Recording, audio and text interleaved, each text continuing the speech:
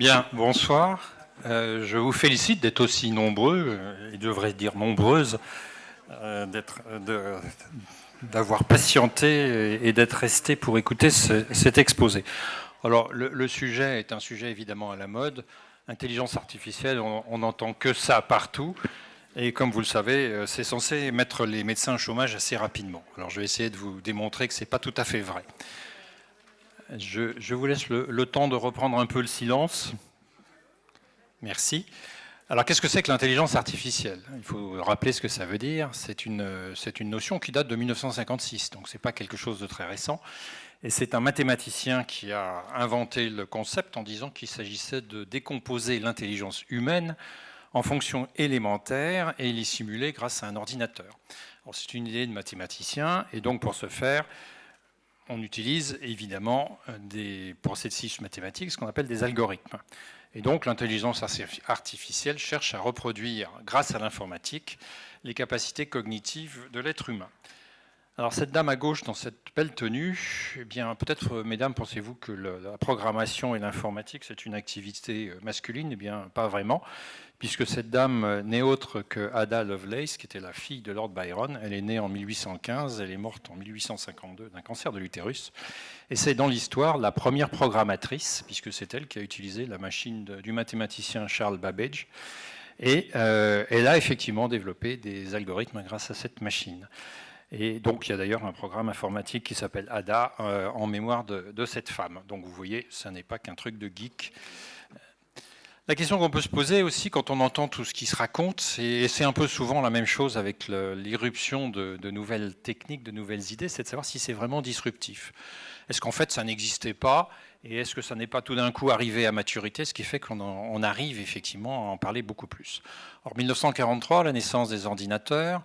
Je reviens donc effectivement au concept d'intelligence artificielle en 1956. Ça a généré effectivement un certain nombre de programmes qui sont toujours utilisés, qui sont des programmes destinés, ce qu'on appelle des PSP, qui sont des programmes pour résoudre des problèmes. Et puis on a commencé à voir apparaître les premiers programmes appliqués à la médecine en 1965 avec un programme utilisé par les psychologues. Et la machine, effectivement, simulait parfaitement le dialogue avec un psychologue.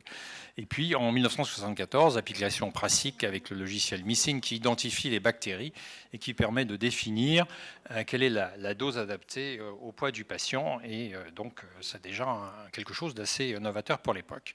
Puis après, il y a des choses qui sont plus du domaine du grand public où effectivement un ordinateur fabriqué par IBM a battu le célèbre joueur d'échecs Kasparov. Il y a un robot en 2005 qui a été capable de conduire une voiture sur une assez longue distance sans avoir reconnu au préalable le terrain. En 2011, on a parlé de Watson qui a battu effectivement les meilleurs joueurs d'un jeu américain qui s'appelle Jeopardy. Mais ce qu'on oublie de dire dans cette histoire, c'est que le même logiciel à qui on a posé une question sur les villes américaines a répondu Toronto, et vous savez tous que Toronto est au Canada. Donc ces systèmes ne sont pas si fiables que ça et sont capables eux aussi de commettre les erreurs. Et puis ce dont on a parlé le plus, c'est bien sûr l'affaire de joueur de Go battu par un logiciel mis au point par Google. Mais si on revient un petit peu en arrière, tous ces jeux ont une part de logique, de mathématiques et d'apprentissage. Donc c'est assez évident que la machine a un avantage dans ces situations. Alors bien sûr, on voit maintenant arriver partout des prophéties, celle de Stephen Hawking, qui était effectivement sûrement un personnage considérable, qui a dit qu'effectivement le développement de l'intelligence artificielle pouvait signifier de la fin de l'espèce humaine. Et effectivement, il y a certaines personnes qui pensent qu'on ira vers la singularité, c'est-à-dire la prise du pouvoir par les robots. Pourquoi pas? Mais ce qu'on a vu aussi dans un certain nombre de situations, c'est que des gens ont prédit aussi la disparition de la radiologie, de la dermatologie, de l'ophtalmologie, parce que les machines sont capables de faire bien et peut-être mieux que les cliniciens. Et puis on voit même des think tanks comme Terra Nova qui pensent qu'effectivement la mammographie par exemple peut ressortir complètement de l'intelligence artificielle et qu'il n'y a plus de besoin de médecins. Et puis on voit aussi dans les journaux grand public des propos qui tendent à laisser supposer que l'intelligence artificielle pourra remplacer les médecins. Donc nous sommes tous menacés, et puis on retrouve les gourous habituels qui en profitent pour vendre du papier, comme Bouzou, Ferry, Laurent Alexandre ou Valencien, qui sont d'ailleurs des urologues. C'est peut-être un vague rapport.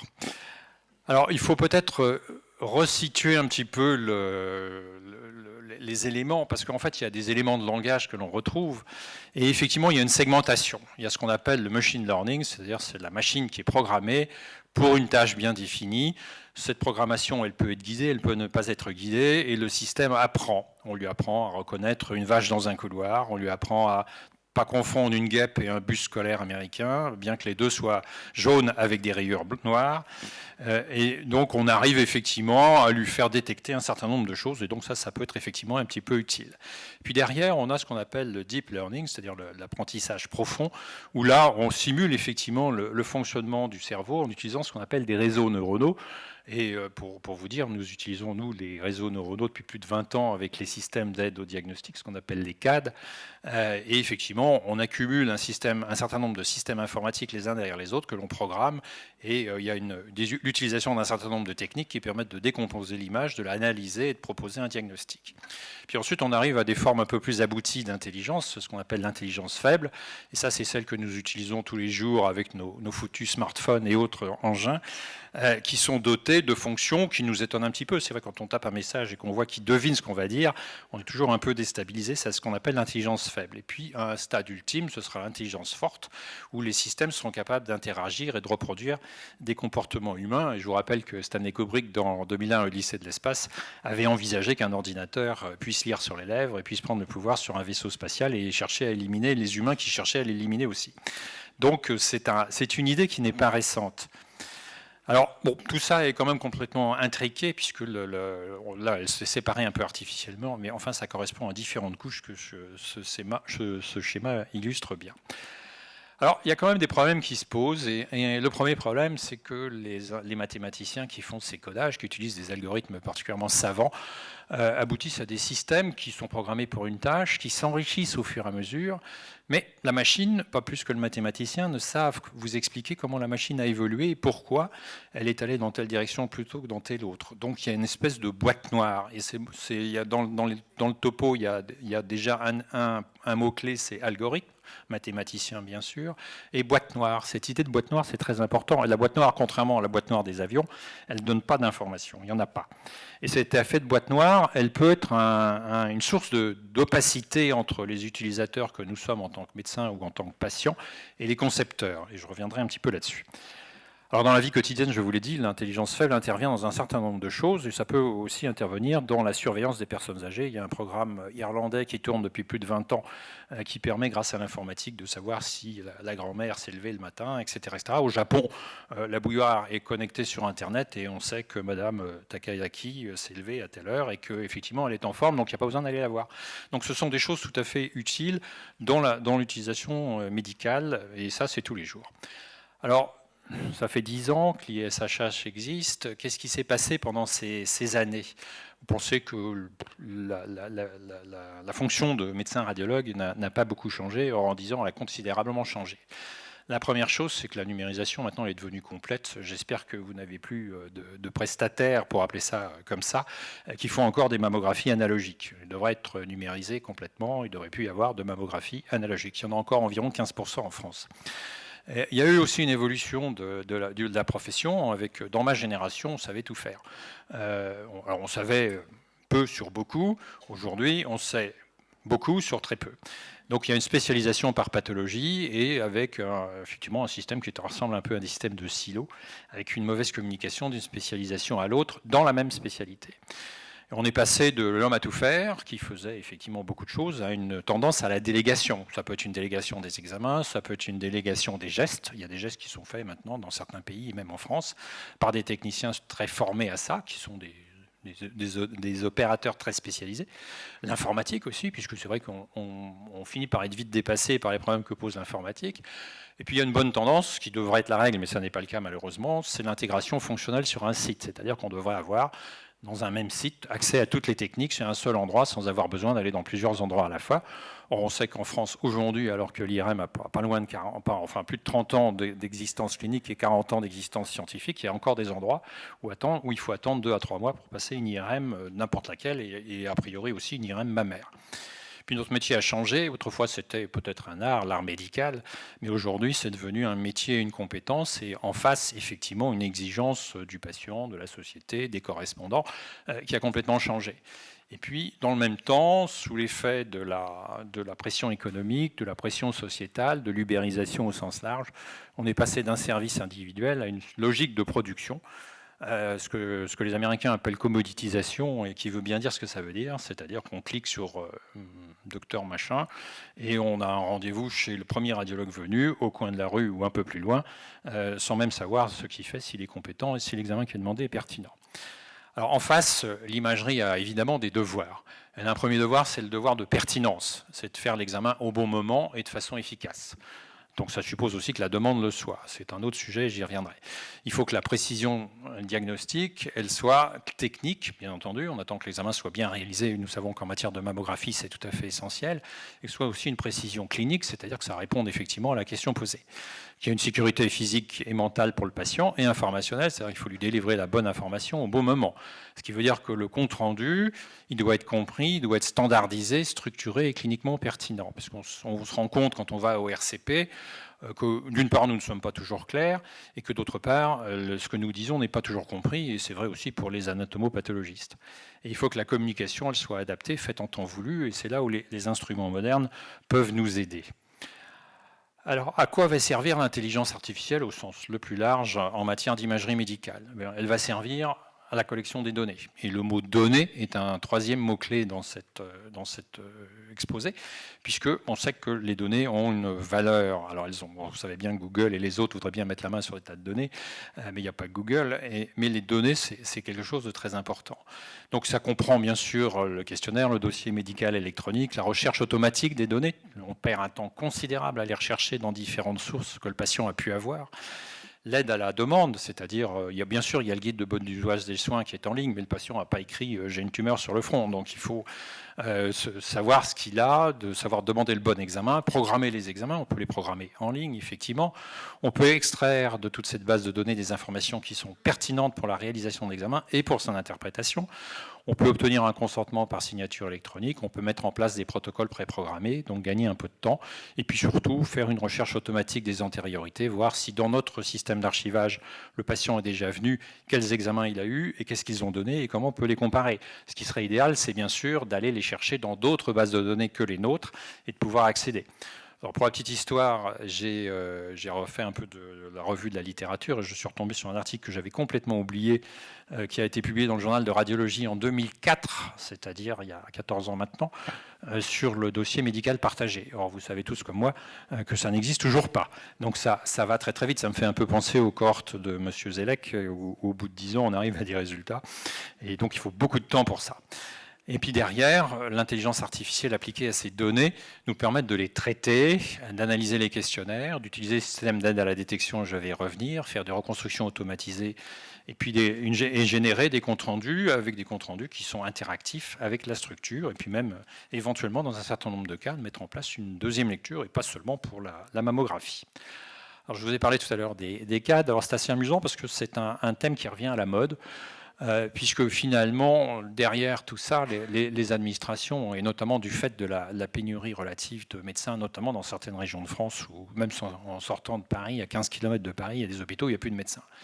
Pour différentes raisons, d'ailleurs, qui ne sont pas seulement liées à la démographie, c'est lié à tout un ensemble. Et donc, on essaye de voir s'il y a des systèmes qui permettent de faire le tri. C'est ce qu'on appelle les castes. Alors, les castes permettent de mettre un dossier sur le haut de la pile de l'interprétation pour le radiologue en disant « je pense qu'il y a une anomalie et vous feriez bien de le regarder tout de suite ». Mais ça peut aussi l'envoyer au clinicien, notamment aux urgences, en lui disant « il y a probablement une fracture » et donc ça permet de gagner un peu de temps. Il y a aussi des cadres qui vont servir à la détection, et ça a été une des premières applications en scénologie avec les fameux cadres il y a une vingtaine d'années maintenant. Alors pour la petite histoire, là aussi, on a dit quand les cadres sont apparus, bon c'est bon, on n'a plus besoin de radiologue, la deuxième lecture, on la fera faire par des machines. Et puis on s'est rendu compte qu'en fait, malheureusement, ces systèmes-là n'avaient pas les performances nécessaires et qu'il fallait finalement l'opinion de l'expert qui venait dire oui c'est vrai, il y a bien quelque chose, la machine a bien détecté quelque chose, mais je pense que c'est bénin ou je pense que c'est malin. Et puis il y a des cadres qui permettent de faire de la quantification, comme cette main d'âge osseux. Alors, ce qui est assez marrant, c'est qu'on en parle beaucoup, mais cette main nage osseux, elle traîne dans tous les topos, y compris dans Wikipédia. Donc, on aimerait bien voir des nouvelles images. Alors, donc, vous avez bien compris, l'intelligence artificielle fait partie d'un nouvel écosystème. Notre mode de fonctionnement change en permanence. Il y a ce qu'on appelle les clouds, les nuages où on envoie nos données. Il y a des systèmes de sécurisation, c'est ce qu'on appelle les blockchains, et à distance, on peut utiliser des systèmes de contrôle, qui sont des contrôles de qualité, des contrôles de diagnostic, et un certain nombre de choses. Donc tout ça est en train de changer. En ce qui concerne le cloud, il y a quand même une limitation, y compris en région parisienne, c'est que c'est bien d'envoyer des données, mais elles mettent un certain temps à arriver, et aussi elles mettent un certain temps à revenir. Et d'autre part, il y a le problème de la propriété de ces images. Bien sûr, elles appartiennent légalement aux patients, mais à partir du moment où elles sortent d'un système, qu'est-ce qu'elles deviennent réellement et quels moyens de contrôle avons-nous? Alors on en arrive à des applications un peu plus cliniques, puisque nous pouvons extraire de nos examens d'imagerie les données que nous savons extraire par nos moyens intellectuels, l'enseignement que nous avons eu, l'expérience que nous avons, mais on peut aller plus loin avec ce qu'on appelle les radiomix, c'est-à-dire la connexion entre les images que nous obtenons et les données. Et les données cliniques, les données histopathologiques et les données biologiques. C'est-à-dire qu'on va avoir une approche qui sera phénotypique, enrichie des données auxquelles on a accès. Puis si on va un petit peu plus loin, et Madame Collat nous en a largement parlé tout à l'heure, on peut aller plus loin en allant intégrer ces données morphologiques, ces données statistiques, ces données cliniques et biologiques aux données génétiques et d'essayer de faire une corrélation entre ce qu'on voit avec l'imagerie et les données de la génétique. Donc en fait, on a un enjeu, ce qu'on appelle les big data de façon courante. En fait, ce ne sont pas les big data, ce sont des données absolument énormes et c'est un enjeu majeur pour leur utilisation et pour leur contrôle. Et donc, comme vous le savez, on cherche à mettre au point des nouveaux biomarqueurs pour identifier rapidement un certain nombre de pathologies et diminuer les coûts, et arriver au sommet de la pyramide, c'est-à-dire à la médecine personnalisée. Alors, au bout du compte, est-ce qu'on va vers le patient numérique? J'ai emprunté cette conception, ce concept à Nicolas Ayache, qui est au Collège de France, et qui a fait une très jolie série de leçons inaugurales qui ont été publiées chez Fayard en 2015. Et donc, effectivement, in vivo, on est capable d'obtenir des images, des mesures, intégrer des données cliniques, des données biologiques, des données génomiques, mais aussi des données comportementales. C'est-à-dire, je fais du sport, j'en fais pas, je suis en surpoids, je maigris pas, etc., etc. Tout ce que dit M. Zellec, avec évidemment la portée que ça peut avoir. On peut intégrer des facteurs anatomiques, des facteurs géométriques, statistiques, sémantiques, des facteurs physiques, de la chimie, de la physio, etc., pour arriver à la personnalisation et la mise au point de modèles informatiques qu'on va appeler non plus in vivo, mais gravés dans le silicium, c'est-à-dire in silico, pour déterminer un pronostic, une évolution, une planification, une simulation, un contrôle et un traitement. Donc on a théoriquement d'énormes possibilités. Alors, l'imagerie cancérologique, elle comprend un certain nombre d'enjeux auxquels nous sommes confrontés tous les jours, vous et nous. Le premier, c'est celui de la prévention, la prédiction. Quels sont les facteurs de risque? Et ça, on peut l'extraire en partie des bases de données. La surveillance, qui est une chose plus ou moins active, et le dépistage, qui est plus ou moins institutionnalisé. Et on est quand même assez surpris de constater aujourd'hui en France qu'il y a une diminution de la participation au dépistage du cancer du sein pour de multiples raisons. Parce qu'il y a un problème d'accès à la proximité. Quelquefois, il faut faire 100 km pour aller passer une mammo si vous êtes dans la Creuse ou dans le Nord, enfin dans certaines régions du Nord, parce que ce n'est pas tout à fait vrai dans les Hauts-de-France. Et donc, vous n'allez pas faire vos mammographies. De même qu'il faut aller la rechercher. Or, on sait dans certains pays, et les pays qui sont aussi développés que la France, il y a belle lurette que la deuxième lecture est dématérialisée, c'est-à-dire qu'il n'y a plus besoin d'envoyer les clichés dans le centre de dépistage.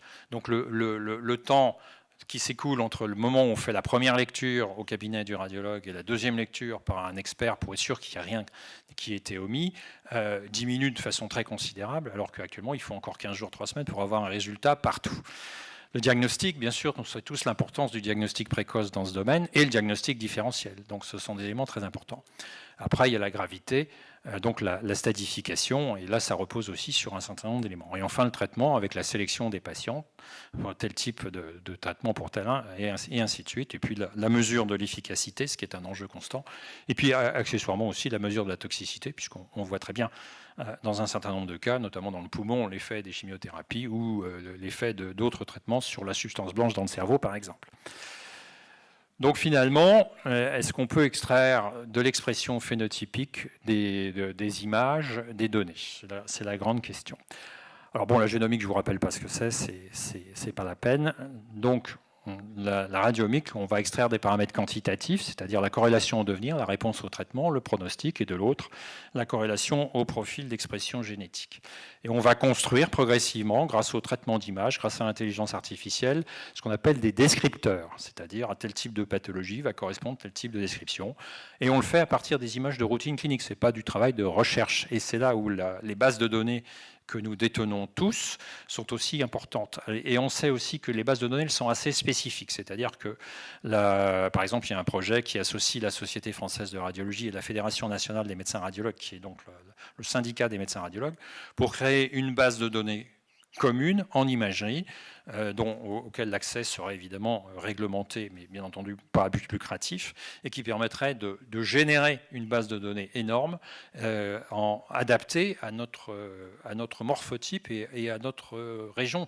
Parce qu'on ne peut pas extrapoler, et ça a été une surprise, ces données phénotypiques dans tous les pays du monde. Si vous faites cette étude radiogénomique, par exemple, en Chine, vous n'aurez pas les mêmes résultats que si vous les faites en France. Ce ne sont pas les mêmes gens, ce ne sont pas les mêmes choses. Donc derrière, vous vous doutez qu'il y a une quantité énorme d'images, il faut les nettoyer, il faut les uniformiser, les enrichir, et ça sont des facteurs limitants parce que ça demande énormément de temps. Et ensuite, il faut les traiter, donc il faut effectivement faire un travail de bioinformatique, de biostatistique et utiliser l'intelligence artificielle pour réduire le nombre de descripteurs et les corréler aux paramètres cliniques. Et voilà un papier tout à fait intéressant. Vous voyez que ce patient a plusieurs lésions pulmonaires, et si vous regardez les images en vert, qui sont des reconstructions tridimensionnelles, vous voyez qu'elles n'ont pas la même forme. Il y en a qui sont petites, il y en a qui sont grosses, il y en a qui sont rondes, il y en a qui sont spiculées. Et donc, on va extraire de ces informations des profils que l'on va corréler à la texture de la tumeur, on va la corréler à un certain nombre d'informations et aussi l'expression génique. Et quand on corrèle ça, on peut le corréler effectivement à des éléments aussi variés que les facteurs cellulaires, les marqueurs superficiels, les éléments du cycle, tous les éléments histopathologiques que l'on peut connaître, et ensuite le corréler au pronostic. C'est l'intérêt de la radiogénomique, donc l'association de facteurs génétiques, d'informations de modifications liées au gène et à l'image. Donc c'est une voie très intéressante. Alors, évidemment, il reste à en déterminer la pertinence par rapport aux autres tests classiques, savoir s'il y a un impact sur la prise en charge, et notamment en ce qui concerne les options thérapeutiques possibles, et bien sûr le bénéfice. Bon, on sait aussi que les mutations entraînent un changement de prise en charge, mais c'est un concept qui est encore assez difficile à manipuler. Alors, il y a des limites techniques qui sont l'extraction de ces données, le traitement, et puis les langues, parce qu'effectivement, il faut corréler ces images au compte-rendu. Et donc, il y a des systèmes de reconnaissance automatique de caractères qui permettent de... Bon, vous connaissez ça avec les systèmes de traduction dans Google, mais il faut accoler la bonne image avec le bon mot, et ça reste difficile, quelles que soient les langues. Puis, il y a aussi des limites médicales qui sont essentiellement dans le nombre de patients. Il faut des bases de données très importantes. 600 patients pour une cohorte, c'est sûrement insuffisant. Il y a des disparités de prise en charge, y compris en France, mais pas uniquement. Et puis, on sait que c'est un terrain mouvant, ce que les anglo-saxons appellent une moving target, c'est-à-dire quelque chose qui bouge, puisque les traitements et les techniques d'imagerie évoluent. Et donc, si on entreprend une série sur une longue durée, on sait qu'on va introduire des biais dus à la variation des traitements et à la variation des techniques d'imagerie. Alors, si on en arrive à un sujet qui nous concerne peut-être un peu plus aujourd'hui, c'est le dépistage du cancer du sein. Où en sommes-nous aujourd'hui ? Bon, on peut dire que les performances dans le programme de dépistage ne sont pas mauvaises, puisque les radiologues doivent être accrédités pour ça. Ils ont subi une formation initiale, ils ont un suivi des performances, puisqu'on reçoit tous les ans un relevé de l'activité, et puis un parangonnage qui nous permet de savoir comment on se situe par rapport à la France entière. Ça, c'est le système qui s'appelle Sénologue.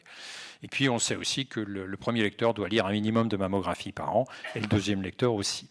On arrive à des performances que l'on peut juger acceptables, c'est-à-dire une sensibilité qui est supérieure à 80% et une spécificité qui est supérieure ou égale à 85%. Il est vrai que du point de vue du patient, on a du mal à comprendre qu'on puisse louper 20% des lésions et que dans 15% des cas, on ne sait pas exactement ce que c'est. C'est vrai que l'exigence actuelle n'admet plus ce niveau de performance, qui est un problème, mais on sait aussi tous, si forts que nous soyons, qu'on se fait encore piéger par certains cancers. On a parlé de lobulaire tout à l'heure, et le lobulaire en est un exemple.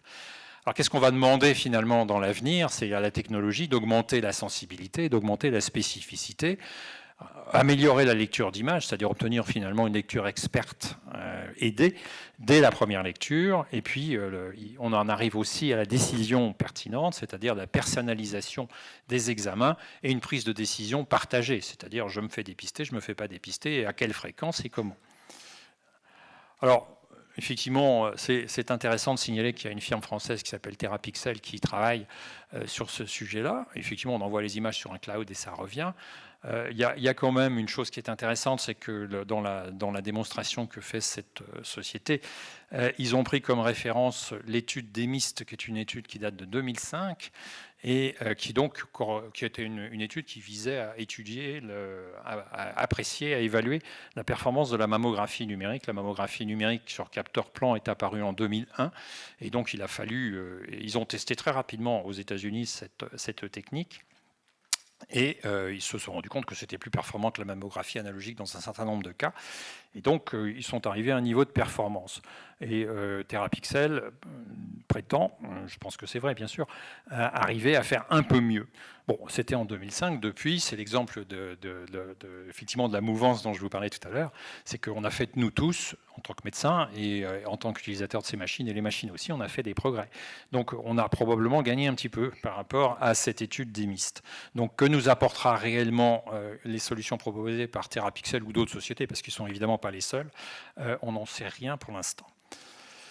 Alors, le dépistage, finalement, qu'est-ce que l'intelligence artificielle va nous apporter? C'est probablement le croisement des données, c'est-à-dire utiliser ces masses de données et de les colliger pour une patiente, ou patiente potentielle, bien sûr, parce que la femme qui se soumet au dépistage n'est a priori pas malade, pour définir effectivement la formation de ces fameux algorithmes dont je vous parlais tout à l'heure, avec des critères de qualité, et puis obtenir des performances qui soient effectivement supérieures à celles de la deuxième lecture, c'est-à-dire proches de 100%, et ne pas positiver des lésions bénignes de façon à ne pas générer des actes inutiles et agressifs, même s'ils sont moyennement agressifs. Alors, il y a une étude intéressante qui a été faite dans le cadre de l'essai Wisdom aux États-Unis et en Suède, qui montre que sur 10 000 femmes suédoises, en matière de décision partagée, 94% souhaitent connaître leurs risques.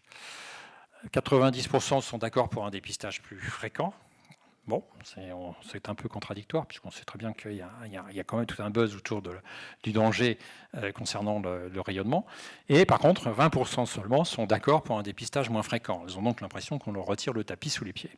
Et donc, il y a cette étude Wisdom qui est en cours depuis maintenant 2016 et qui va durer 5 ans sur 100 000 femmes. Et en Europe, et notamment en France, avec Madame Delaloge qui est à l'origine de cette enquête, de développement de cette enquête en France, il y a effectivement un travail européen sur les mêmes données, c'est-à-dire peut-on adapter plus précisément le dépistage aux données de personnel des patientes.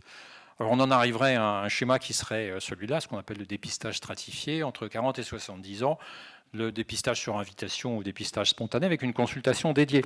On a essayé, quand on a mis en place le dépistage et les expériences pilotes en 89, ça fait quand même pas mal d'années maintenant, d'obtenir effectivement d'inclure les gynécologues et les médecins généralistes dans le dépistage par le biais d'une consultation dédiée. L'assurance maladie n'en a jamais voulu. C'est bien dommage parce que c'était un facteur d'incitation majeur. Et déterminer si la patiente est éligible soit vers un dépistage standard type DOCS, c'est-à-dire tous les 2 ans, ou au contraire, il y a effectivement un risque tel que ça a été démontré avec une étude effectivement génétique et un dépistage adapté au risque estimé pour les 5 ans à venir, en sachant bien sûr que l'on exclut de ça les patientes qui ont un antécédent de cancer et les patientes qui sont considérées comme étant à très haut risque. Et donc on en arrive à cette proposition, qui est une proposition possible, c'est-à-dire dans le bras numéro 1, standard, effectivement, si le facteur de risque est bas, on peut éventuellement espacer les mammographies. Si le risque est modéré, c'est-à-dire un risque normal, on peut utiliser le dépistage tel qu'il existe actuellement tous les 2 ans. Et puis si on arrive à des critères de haut risque ou de très haut risque, un dépistage annuel et éventuellement mammographie plus IRM, ce qui est déjà utilisé. Et puis il y a ce critère aussi qui est apparu relativement récemment. Et il y a certaines machines qui permettent maintenant de quantifier, parce qu'effectivement, vous montrez des seins denses à une dizaine de radiologues, vous allez avoir probablement 10 classements différents. Enfin, sauf s'ils sont totalement opaques, et à ce moment-là, tout le monde va les classer en D.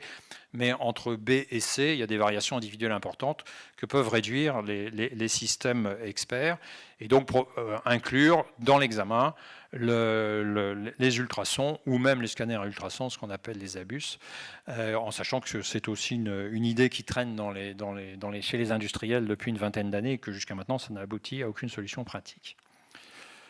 Alors, bon, maintenant, on a parlé de technique, on a parlé d'informatique, on a parlé d'applications pratiques médicales dans le cancer en général et en scénologie en particulier. Il y a quelques réflexions sociétales qui me paraît important d'aborder.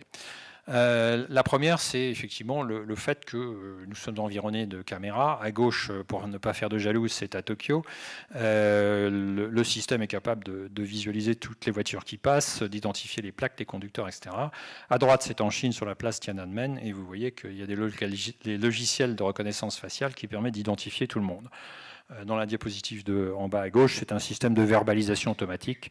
Bon, ça n'a rien de très original, ça marche à Paris maintenant aussi. Alors, quelles sont finalement les incitations autres que médicales à utiliser l'intelligence artificielle ?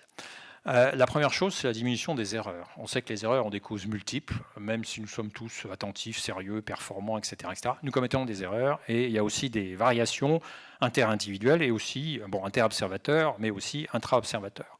On peut aussi envisager de faire des économies, et ça c'est une chose qui est mise très souvent en avant, en éliminant les fonctions à faible valeur ajoutée, et il y en a aussi bien sûr dans le domaine médical.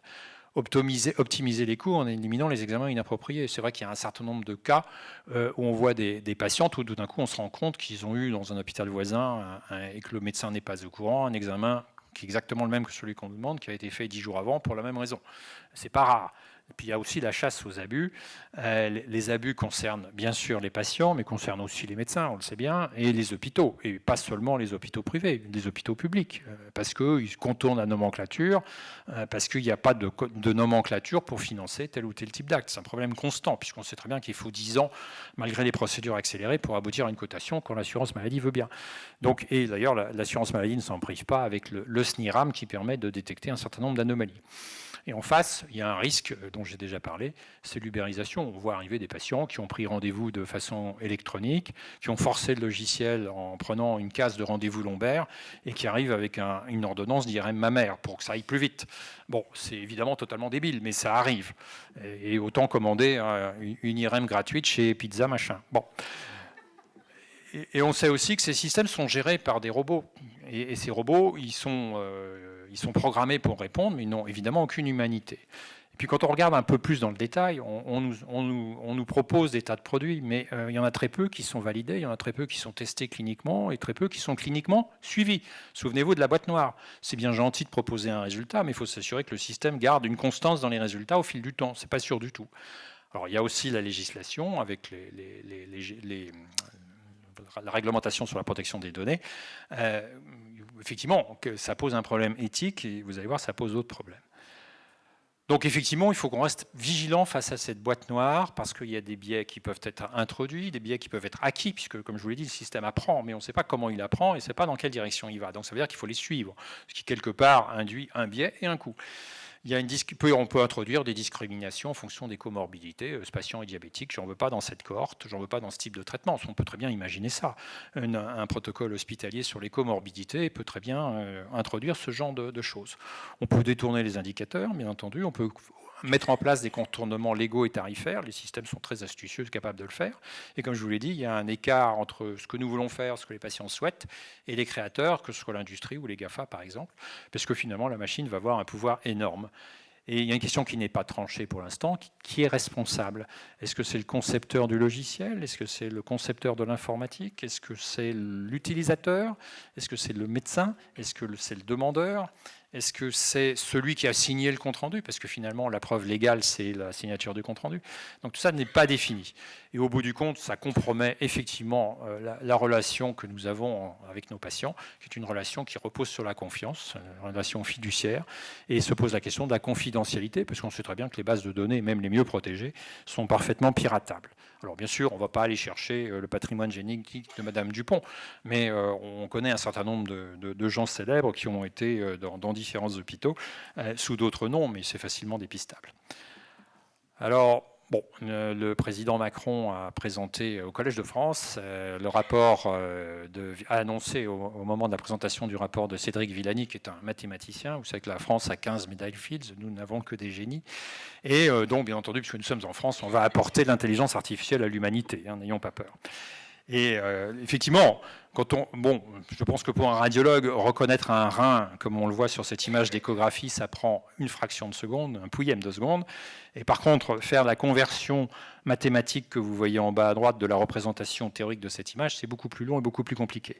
Donc ça veut dire qu'il faut que nos équipes évoluent et qu'on ait, tous autant que nous sommes, des experts dans ces domaines si on veut utiliser ces techniques. Alors, Jean-Michel m'avait demandé de faire une projection à 10 ans. Je vous ai parlé du passé, d'où nous en étions. Qu'est-ce qui va se passer dans 10 ans? Bon, bien sûr, les analystes comme le Gartner Group font des analyses en permanence sur tout ce qui apparaît. Et actuellement, effectivement, le deep learning et le machine learning est tout en haut de la courbe. C'est la partie tout à fait... donc ça correspond effectivement à l'excitation maximum. Et on sait tous qu'il y a une phase d'excitation et puis que ça redescend. Bon, mais si on regarde le pronostic en matière d'intelligence artificielle, on voit qu'elle est là pour rester et que d'ici 2 ans à 5 ans, elle sera réellement utilisée dans nos pratiques quotidiennes. Donc ça veut dire qu'il faut s'en emparer, il ne faut pas fermer les yeux devant ça, il ne faut pas en avoir peur non plus. Donc comme je vous l'ai dit, il faut s'approprier les nouvelles technologies pour ne pas se laisser dominer par elles. Nous allons pouvoir, sans aucun doute, utiliser des outils qui seront plus personnalisés, plus précis, plus prédictifs, plus préventifs aussi. Et puis, ils ne seront pas là pour remplacer les médecins. Il y a un Canadien qui a écrit dans un journal médical américain que ce n'était plus la peine de former des radiologues, puisque de toute façon, dans 15 ans, on n'en aurait plus besoin. Bon, c'est vrai, pourquoi pas. Mais bon, les médecins sont encore capables de faire preuve de compassion, de compréhension, de créativité, et Dieu sait s'ils en ont, d'esprit critique aussi, j'espère qu'on en a fait la démonstration, d'une certaine conscience professionnelle. Et je préfère au terme intelligence artificielle le terme d'intelligence augmentée, parce que ces systèmes vont nous aider à faire mieux, ça c'est sûr, plus vite, plus efficacement, mais je ne pense pas qu'ils nous remplacent. Voilà, je vous remercie de votre attention. Un tout petit peu inquiétant, sans qu'on ne maîtrise pas bien tout, là, quand même. Hein? Vous avez une question pour le docteur Laveissière? Vous êtes toujours intelligent, là? Non, oui, ils sont toujours intelligents. Bon, on pourra en reparler régulièrement, ce problème-là, Robert. Merci beaucoup. Bon, écoutez, on va se quitter. Patrice, oui. Une toute petite de rien du tout. Tu as dit qu'un certain nombre de données variaient en fonction de l'origine géographique, etc. Et c'est bien sûr l'origine ethnique. Oui. Or, comme tu le sais, on n'a pas droit aux statistiques ethniques en France. Est-ce qu'il n'y a pas là un problème? Oui, il y a un problème, mais aucun problème très relatif, parce qu'en fait, on le sait bien. Donc, effectivement, il va falloir peut-être introduire dans les bases de données, effectivement, ce critère-là. On est d'accord. Mais en fait, mon propos était aussi de dire qu'on ne peut pas utiliser les travaux qui sont faits en Chine, par exemple. On ne peut pas les extrapoler à une population de type caucasien.